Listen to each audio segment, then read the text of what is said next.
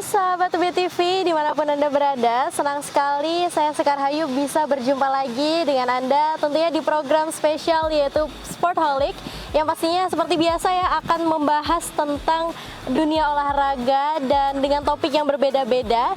Tapi sebelumnya aku mau tanya dulu gimana kabarnya pemirsa di rumah, apakah sehat, selalu sehat semoga ya dan bahagia. Nah di episode kali ini aku bakal sama narasumber yang luar biasa membahas salah satu bidang olahraga yang sebenarnya nggak terlalu banyak menggunakan aktivitas fisik, tapi lebih ke pikiran dan logika. Kira-kira olahraga apa itu? Langsung aja kita di sini sudah bersama dengan Mas Fernanda. Mungkin Mas Fernanda boleh perkenalan dulu, terus kasih tahu olahraga apa sih yang ditekuni selama ini. Oke, halo, saya Fernanda. Saya dari Fakultas MIPA angkatan 2019 dan saya menggeluti olahraga catur. Oke, jadi Mas Fernanda di sini tergabung di UKM Brawijaya Chess Club ya, Mas benar. ya. Nah, Mas Nanda di sini menekuni olahraga catur. Tentunya kita berarti akan membahas tentang olahraga ini secara mendalam nantinya bersama Mas Nanda. Tentunya kita akan mengulas lebih banyak lagi kira-kira UKM catur itu UKM-nya seperti apa, bagaimana pengalaman Mas Nanda di dunia catur yang semoga nantinya bisa menjadi inspirasi dan motivasi untuk pemirsa BTV dimanapun Anda berada. Sebelumnya gimana kabarnya Mas Nanda? Alhamdulillah baik ya. Baik ya. Oke, sebelumnya Mas Nanda akhir-akhir ini kesibukannya apa nih? Oke, karena sebenarnya semester akhir ya, jadi nggak terlalu banyak kegiatan. Terus mungkin ya sekedar latihan-latihan catur kan, dan karena lagi puasa juga ya mungkin diselingi sama ibadah-ibadah gitu. Oke, berarti emang lagi mahasiswa akhir gitu Iya. ya, kegiatan-kegiatan mahasiswa akhir. Iya, kegiatan Terus juga sedikit. tetap aktif di BCC gitu, Iya, di aktif. catur. Oke, oh ya Mas Nanda mungkin teman-teman di rumah, pemirsa BTV dimanapun berada masih ada yang belum tahu gitu. Sebenarnya BCC itu UKM yang seperti apa? Mungkin kita di sini ulas UKM-nya dulu ya. Oke, ulas boleh. dari Brawijaya Chess Club-nya. Oke, jadi kalau BCC itu Brawijaya Chess Club itu UKM-nya apa ya? Bisa dibilang kan sebenarnya catur itu olahraga yang nggak terlalu orang itu nggak terlalu disorot gitu. Kalau olahraga kan biasanya yang paling disorot kan sepak bola, bulu tangkis, basket yang gitu-gitu kan. Jadi BCC itu anggotanya itu mungkin nggak sebanyak sama UKM-UKM yang lain. Tapi buat ukuran UKM catur itu udah lumayan banyak. Anggotanya itu ada sekitar kurang lebih yang aktif ya. Yang aktif itu kurang lebih 160-an. Yang masih anggota pasif, yang pasif itu biasanya anggota yang non aktif di semester ini doang, tapi misalnya mereka mau aktif lagi di semester depan lagi boleh. Itu kalau di total masih 200-an gitu. Lalu UKM-nya sendiri tuh lebih ke apa ya, organisasi yang santai sih Kak, lebih berbasis prestasi, jadi nggak begitu UKM yang apa ya, yang menuntut banyak gitu loh. Jadi walaupun di dalamnya berbasis prestasi, tapi nggak semua juga itu isinya cuman tekanan buat harus juara lomba, harus ini. Karena di dalamnya kan nggak semua atlet gitu kan. Ada yang cuman hobi catur, lalu mereka cuman pengen apa ya, kayak mengisi waktu luang gitu juga ada. Jadi lebih berbasis kekeluargaan aja. Oke, berarti memang sebenarnya tujuannya bisa dibilang lebih untuk mewadahi minat mahasiswa Universitas Brawijaya di bidang catur gitu ya Mas ya. Jadi nggak terlalu berat di organisasinya, nggak terlalu berat juga, dia harus memberikan kontribusi berupa prestasi. Iya, benar banget. Oke, kalau Mas Nanda sendiri sejak kapan bergabung di BCC? Oke, aku bergabung di BCC dari tahun pertama, jadi dari 2019. Sejak maba ya? Sejak maba. Kalau dari Mas Nanda sendiri, gimana sih perasaannya? Maksudnya dari 2019 gitu kan ya, sampai sekarang masih bergabung di BCC gitu. Apa aja yang udah didapatkan gitu? Mungkin boleh diceritakan? Oke, mungkin fun fact, aku tuh udah tahu BCC sebelum aku masuk UB. Jadi aku kan basicnya atlet catur dari kecil. Lalu di BCC pada masa itu sebelum 2019, mungkin 2018-2017 itu banyak dari cutting SMA, terus apa ya, kayak senior catur di Kota Malang, kan saya asli Kota Malang. Itu banyak yang kuliahnya di UB. Lalu ngelihat mereka di UB itu didukung buat berprestasi, dari pembiayaan kalau ikut kejuaraan dan lain sebagainya, itu jadi tertarik buat masuk UB. Sebenarnya salah satu alasan pengen masuk UB itu karena BCC-nya sebenarnya. Lalu sejak 2019 bergabung udah welcome banget kakak-kakaknya. Habis itu ya sampai sekarang sih. Dari 2019 itu berproses, awalnya dari mulai aku ikut sebagai pengurus itu sebagai staf dari divisi kepelatihan yang tugasnya buat yang ngajarin teman-teman yang non atlet gitu, yang baru mau belajar. Lalu tahun berikutnya jadi wakil ketua umum, terus tahun berikutnya jadi ketua umum, dan tahun berikutnya jadi dewan penasehat, dan sekarang di 2024 ini udah fokus jadi atletnya aja, udah regenerasi. Panjang juga ya perjalanannya, dari anggota biasa akhirnya sempat jadi ketua juga, terus dewan penasehat dan jadi atlet biasa. Nggak biasa juga sih, tetap memberikan kontribusi tentunya kan, entah itu berupa pelatihan kepada atlet yang lain atau anggota yang lain atau prestasi lain gitu ya Mas. Oke, kalau dari UKM BCC sendiri itu strukturnya seperti apa Mas? Struktur organisasi ini berarti ya. Oke. Kalau strukturnya tuh ya kayaknya umum sih, kayak organisasi pada umumnya. Paling atas ada pembinanya ada Bapak Arif Zainuddin. Lalu ada ketua, sekarang itu Mas Jafar dari Fakultas Teknik angkatan 2021. Lalu wakilnya ada Wima, dan jajarannya udah normal lah kayak bendahara, sekretaris gitu. Cuman mungkin yang beda mungkin divisi-divisinya ya. Divisinya itu ada 6. Itu yang pertama divisi kepelatihan, itu yang tadi aku bilang yang fungsinya itu untuk meningkatkan kemampuan anggota atau atlet maupun non atlet dalam bidang catur. Lalu divisi event yang ngurusin kayak pertandingan-pertandingan dan lain sebagainya. Dan sisanya umum aja sih, kayak personalia, humas, gitu-gitu. Oke, berarti sebenarnya nggak jauh beda gitu ya dengan organisasi lain, cuma memang yang menyesuaikan dengan apa yang dibutuhkan oleh BCC sebagai organisasi catur gitu. Oke, luar biasa. Mungkin nanti kita bakal bahas lebih dalam lagi tentang pengalamannya Mas Fernanda di BCC, terutama di turnamen-turnamennya mungkin, terus juga prestasi-prestasi apa aja sih yang pernah diraih oleh BCC gitu ya Mas ya.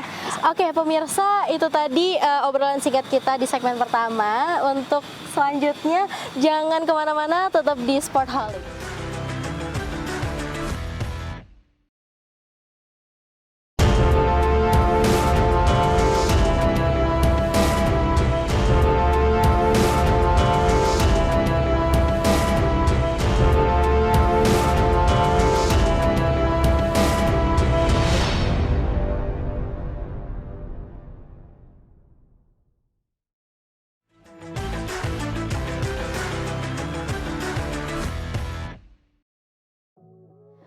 Sobat Sport, masih bersama Sportholic di sini yang pastinya akan membahas seputar olahraga, dan di episode kali ini kita akan bahas lagi tentang olahraga catur.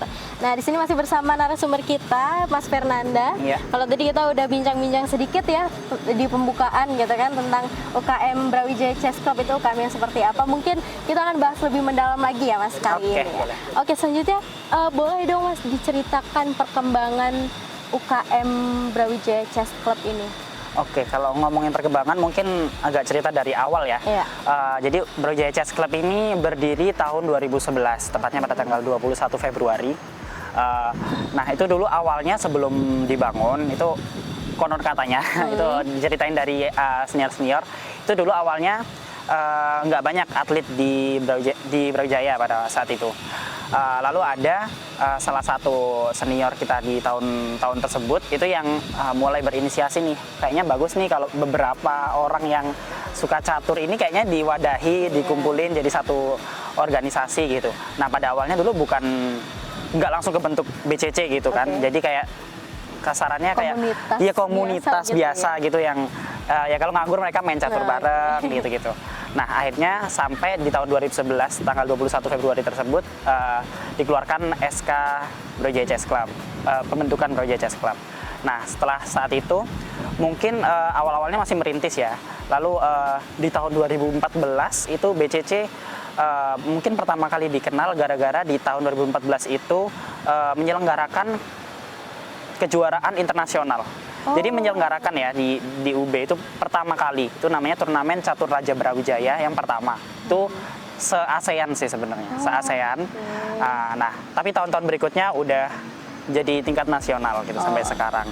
Nah, sejak tahun 2014 itu mulai banyak tuh atlet-atlet yang tertarik buat join BCC. BCC kayak gitu. Jadi mulai tahun 2017, dari 2014 itu merintis, sudah mulai ikut kejuaraan-kejuaraan nasional gitu. Dan dari tahun 2017 itu pertama kalinya BCC ke luar negeri. Jadi pertama kali ke Malaysia mengikuti Grand ASEAN Chess Challenge yang itu tingkatnya internasional. Dan di situ memperoleh hasil yang pertama kali itu juara 2. Juara 2 beregu. Dan itu berlanjut terus. Jadi di Grand ASEAN Chess Challenge itu jadi semacam destinasi turnamen tahunan gitu. Jadi kayak bisa dibilang wajib gitu. Iya, ya? wajib. Nah, sampai tahun 2022 itu ikut terus. Cuman 2023 sama 2024 ini kayaknya penyelenggaranya entah nggak menyelenggarakan lagi, tapi kayaknya nggak ada gitu. Soalnya biasanya kan bulan Februari. Nah, itu dari 2023 sama 2024 ini kejuaraannya nggak ada. Oke, luar biasa ya. Berarti yang awalnya cuma dari komunitas teman-teman mahasiswa yang punya minat di bidang catur, sampai akhirnya bisa terbentuk gitu UKM Brawijaya Chess Club sampai saat ini, yang tentunya sudah memberikan kontribusi prestasi yang luar biasa untuk Universitas Brawijaya. Nah, kalau dari kegiatannya sendiri, Mas, kira-kira di UKM Brawijaya Chess Club ini kegiatannya seperti apa? Mungkin dari latihannya atau persiapan kalau mau ada turnamen itu seperti apa? Jadi kegiatannya itu kalau di BCC banyak ya, bisa dibilang banyak. Kalau aku kelompokin tuh bisa jadi kegiatan yang basisnya catur, ada kegiatan yang basisnya keanggotaan. Jadi aku mau jelasin yang catur dulu ya mungkin.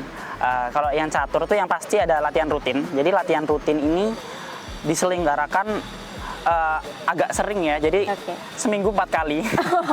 Baik. Seminggu 4 kali setiap hari Selasa sampai Jumat. Cuman ya emang nggak wajib. Siapapun yang pengen ikut latihan bisa datang gitu. Setiap hari Selasa sampai Jumat di Sekretariat UKM itu dari jam 13.30 sampai kurang lebih jam 3, jam setengah 4 gitu. Nah itu setiap hari, terus pelatihnya kita nggak ambil dari luar, jadi pelatihnya itu untuk mentornya dari teman-teman yang atlet inti dari BCC sendiri. Jadi mereka udah diplot buat si A ngajar di hari ini, si B kayak gitu. Jadi udah dibagi-bagi gitu. Itu latihan rutinnya. Lalu mungkin kalau persiapan menjelang lomba, yang pasti pertama ada seleksi. Karena kan kalau lomba kan atau pertandingan itu nggak semuanya berangkatnya bisa berbanyak gitu, tergantung lokasi tandingnya di mana. Kayak yang tadi aku bilang, kalau misalnya di Malaysia biasanya 4-5 orang. Itu sedangkan kan atlet intinya aja udah banyak, jadi pasti ada seleksi. Lalu kalau kayak di Surabaya gitu bisa berangkat 16 orang, bisa rame-rame gitu, berangkat 4 tim. Nah itu juga diseleksi dari seluruh anggota BCC, siapapun bisa berkesempatan buat berangkat tanding. Lalu setelah diseleksi biasanya bakal ada yang tadi disinggung Mbaknya itu persiapan sebelum pertandingan, itu namanya training center.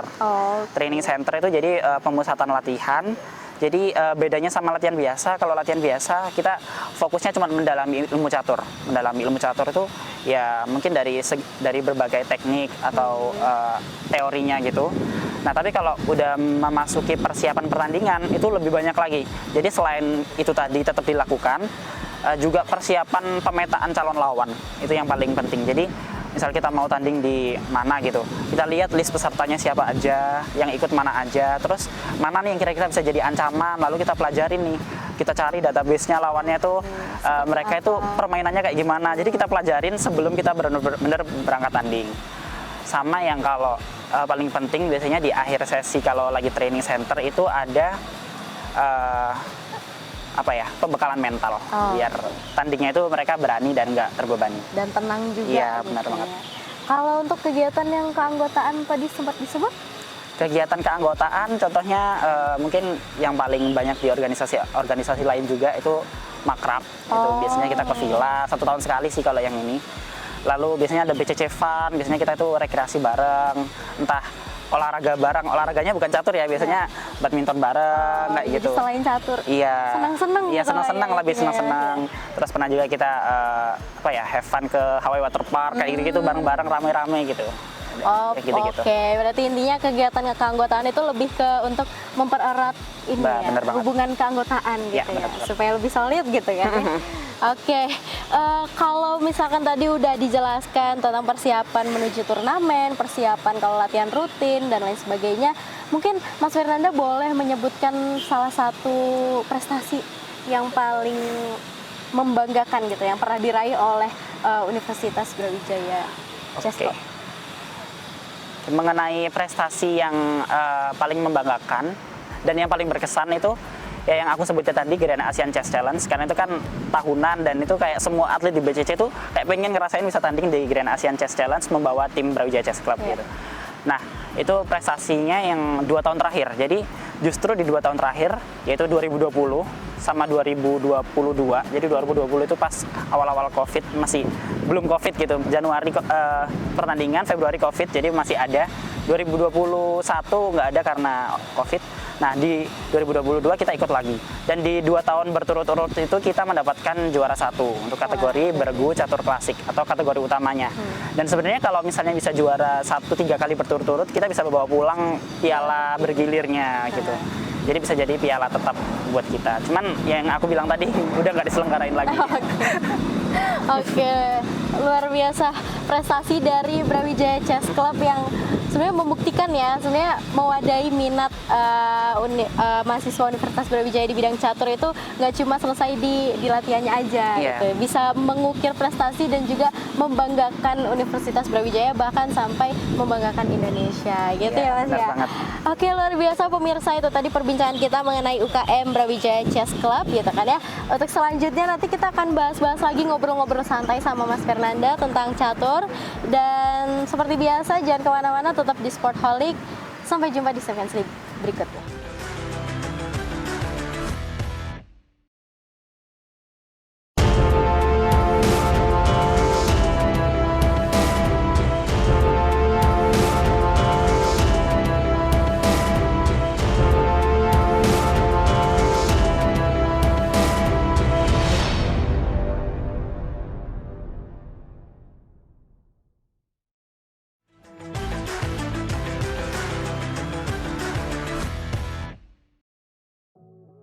Hai Sobat Sport, terima kasih Anda masih bersama kami di Sportholic. Tentunya masih bersama aku, Sekar Hayu, dan narasumber kita di episode kali ini yaitu Mas Fernanda. Dan kita akan lanjut lagi ya, membahas dan ngobrol tentang Brawijaya Chess Club. Tapi kalau tadi kita udah bahas banyak tentang UKM ya, mungkin sekarang aku mau tanya-tanya ke Mas Nandanya nih. Mungkin boleh diceritakan dulu Mas, pengalaman Mas Nanda di dunia catur sendiri, mulai dari umur berapa gabung ke catur gitu, terus pengalamannya apa aja? Kalau ngomongin pengalaman aku dari catur, itu aku main catur dari kelas 1 SD. Jadi itu mungkin umur 6-7 tahun lah ya. Itu awalnya gara-gara memang punya 2 kakak dan semuanya atlet catur. Jadi memang diarahkan gitu oleh keluarga. Awalnya nggak begitu enjoy sih sebenarnya pas kecil itu. Cuman pas udah mulai dapat prestasi pertama kali, walaupun itu tinggal di tingkat kota ya. Jadi di tingkat kota dapat juara 3.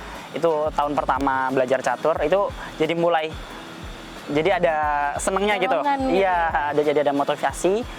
Sejak saat itu udah mulai belajar terus, nggak pernah putus tuh dari SD sampai kuliah ini, nggak pernah yang namanya ada rasa bosen tuh, nggak pernah.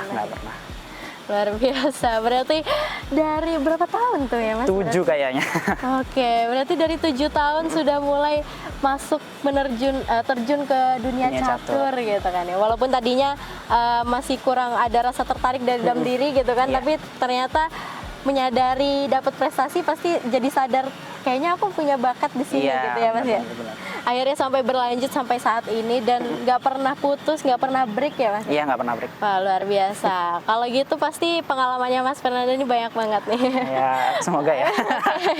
Oke, kalau tadi Mas Fernanda udah jelasin ternyata gabung di catur dari kelas 1 SD. Boleh dong diceritakan mungkin turnamen-turnamen yang bikin Mas Fernanda berkesan gitu? Turnamen-turnamen yang bikin berkesan. Mungkin dari yang paling berkesan dulu ya. Kalau yang paling berkesan yang kayak rasanya pengen ngulangin lagi itu pertama kali di tahun 2022 akhir kemarin. Itu jadi turnamennya di Filipina, di Tagaytay City. Itu Saya tergabung di timnas kasarnya, di timnas U18 kayak gitu. U20, sorry, di bawah umur 20 tahun. Itu karena saya menjuarai kejuaraan nasional catur di Bangka Belitung tahun sebelumnya. Itu dapat juara 3 dan 3 orang yang diberangkatkan, 3 putra 3 putri itu dari hasil kejuaraan tersebut diberangkatkan ke Filipina tersebut untuk ajang ASEAN Junior Chess Championship. Itu yang paling berkesan sih karena dari segi pengelolaan penyelenggaranya, jadi dari segi saingannya yang berat-berat juga itu buat aku jadi pengalaman yang paling berkesan ya. Selain itu kayak kesannya aku kayak didewakan jadi atlet profesional banget itu dari pelayanan panitianya itu kayak bener-bener beda banget gitu sama turnamen yang biasa aku ikutin. Kalau biasanya kan kayak aku jadi kayak seorang peserta gitu, ini kayak jadi seorang tamu banget gitu rasanya. Bener-bener dihargai, bener-bener dihormati. Iya bener gitu banget, ya. bener banget. Luar biasa, berarti itu pengalaman paling luar biasa sejauh ini gitu ya? Paling luar biasa.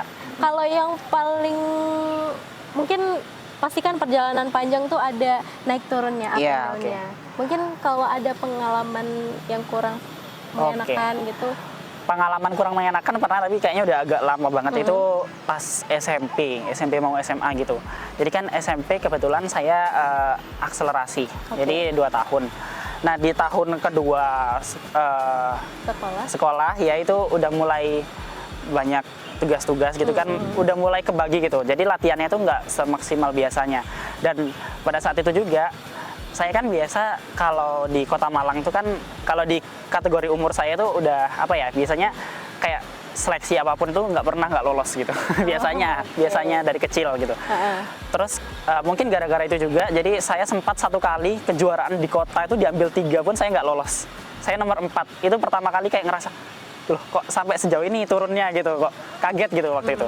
Jadi waktu itu sempat kaget, cuman akhirnya memutuskan buat ya udah tetap dijalanin aja, walaupun waktu itu tetap fokus di sekolahnya ya, karena orang tua tetap pasti yang utama sekolah gitu. Jadi mungkin itu jadi tahun terberat di karir catur kalau bisa dibilang. Tapi tahun depannya pas sudah masuk SMA, udah mulai bisa bagi waktu, manage waktu normal lagi gitu. Pelan-pelan udah mulai naik lagi.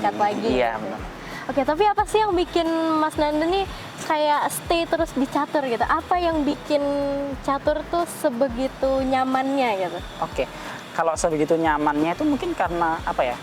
Belajar catur dari umur 7 tahun sampai sekarang itu rasanya aku kayak baru belajar 5% gitu. Karena yang dipelajarin itu banyak banget. Itu selesai belajar ini pasti ada yang lain, pasti ada yang lain gitu. Kayak misalnya aku ambil contoh mau belajar di catur itu ada 3 segmen. Jadi opening, middle, sama end game. Opening itu kayak beberapa langkah awal, mungkin 10 sampai 20 langkah awal itu yang dipelajarin. Itu aja bukunya ada 1 buku doang. Itu isinya itu 800 halaman. Itu baru 1 buku. Dan bayangin kalau mau belajar 3 segmennya itu mau mempelajari semua itu seberapa banyak gitu kan, nggak ada habisnya gitu. Berarti bisa dibilang ini ya, karena kemauan belajar gitu ya. Banyak hal yang masih perlu dipelajari, akhirnya stay terus di catur gitu ya. Kayak nggak bakal pernah cukup gitu rasanya kalau belajar catur. Tapi kan pasti kita kalau mau belajar tuh atau penasaran dengan suatu hal harus punya semangat. Apa sih yang bikin Mas Nanda ini tetap semangat gitu untuk mau belajar catur yang begitu banyak pembelajarannya?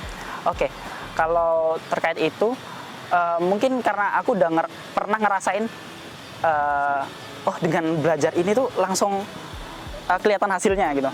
Jadi awalnya dulu pas aku kecil itu kayak cuman diarahin, diajak main catur, terus habis itu dikasih tahu salahnya ini, cuman sekedar gitu-gitu doang. Tapi sejak aku SMA, karena tadi yang aku bilang aku mulai ketinggalan itu, aku mulai belajar sendiri. Selain dari klub, aku di rumah juga belajar sendiri. Kadang waktu istirahat di sekolah pun aku pakai buat belajar catur gitu. Sampai teman-temanku lihat yang lainnya pada istirahat, aku buka buku catur kayak gitu. Nah, setelah 1 tahun menjalani kehidupan kayak gitu, maksudnya latihan kayak gitu, langsung tuh yang awalnya biasanya di provinsi cuman juara 3 gitu, bisa akhirnya pertama kali dalam seluruh karir catur saya itu saya juara 1 di kejuaraan provinsi, mengalahkan orang-orang yang biasanya mengalahkan saya kayak gitu. Itu pertama kali, dan akhirnya diberangkatkan ke Jurnas, dan yang seperti tadi alurnya, jadi habis ke Jurnas berangkat Asian Junior, langsung kerasa hasilnya. Jadi sampai sekarang juga belajar terus karena itu sih, karena Oke, jadi di satu titik itu yang bikin semangatnya benar-benar memuncak gitu ya Mas ya. Akhirnya benar-benar berlanjut sampai sekarang pun masih stay di catur. Iya, benar. Oke, mungkin Mas Nanda boleh jelaskan secara singkat kira-kira peran BCC bagi karir caturnya Mas Nanda tuh seperti apa, dan mungkin pemirsa UBTV dimanapun berada tuh kayak ada yang tertarik gitu untuk ada minat di catur tapi belum berani atau masih ragu, tuh cara daftarnya gimana? Apakah boleh daftar sewaktu-waktu atau gimana? Oke, kalau di BCC itu perannya ya mungkin yang paling berkesan di saya itu karena pertama kali keluar negeri itu sebenarnya sama BCC, sama yang tadi itu yang apa namanya, Grand Asian Chess Challenge, dan itu pada saat saya masih maba. Jadi itu senang banget sih. Dari kecil emang kan ada satu orang di Kota Malang ini, teman saya yang emang udah sering berangkat ke luar negeri dari kecil, diberangkatin oleh PB Percasi atau Federasi Catur Nasionalnya Indonesia. Nah, itu udah pengen banget, oh enak ya, jadi dia kayak diberangkatin dan pertama kali itu terwujud itu karena BCC gitu. Lalu peran BCC lainnya adalah di sini banyak banget temennya, dari temen yang atlet itu dari berbagai provinsi ada yang dari Kalimantan Utara, dan itu semua beberapa itu ada yang dia tuh lawanku ke Jurnas waktu aku umur 12 tahun gitu, terus lalu ketemu lagi di sini jadi satu tim kayak gitu kan. Itu sih, jadi kayak banyak teman yang support yang bisa diajak buat berproses bareng di catur di sini di BCC. Oke, luar biasa. Berarti peran dari wadah organisasi BCC di Universitas Brawijaya tuh sebenarnya nggak main-main ya Mas. Iya, kalau misalkan kita benar-benar minat dan berusaha di situ pasti akan membuahkan hasil karena kita punya lingkungan yang suportif di bidang yang sama gitu ya Mas ya. Oke, mungkin Mas Nanda boleh closing statement ya. Satu kata untuk catur ya. Satu kata untuk catur apa ya? Mungkin enjoyable sih kalau buat aku. Oke. Luar biasa. Oke, enjoyable ya Mas. Iya, benar. Iya, bisa dilihat dari perjalanannya Mas Nanda dari kelas 1 SD sampai sekarang masih ada di catur. Pasti Mas Nanda juga enjoy di catur. Oke, pemirsa, itu tadi obrolan kita tentang catur, tentang Brawijaya Chess Club, dan juga pengalaman Mas Fernanda yang tentunya akan menginspirasi teman-teman di rumah gitu kan. Mungkin ada yang masih ragu-ragu pengen di catur tapi bingung gitu kan mau masuk ke BCC tuh bisa apa enggak gitu. Tadi udah terjawab sama Mas Nanda, dan semoga yang masih ragu-ragu itu segera dibukakan pikirannya gitu kan ya Mas. Jadi nggak usah ragu-ragu lagi. Oke, obrolan tadi cukup sampai di sini dulu. Semoga yang kita obrolkan tadi bermanfaat untuk pemirsa di rumah dan kita semua. Terima kasih sudah menonton dan sampai jumpa di episode selanjutnya. Bye-bye.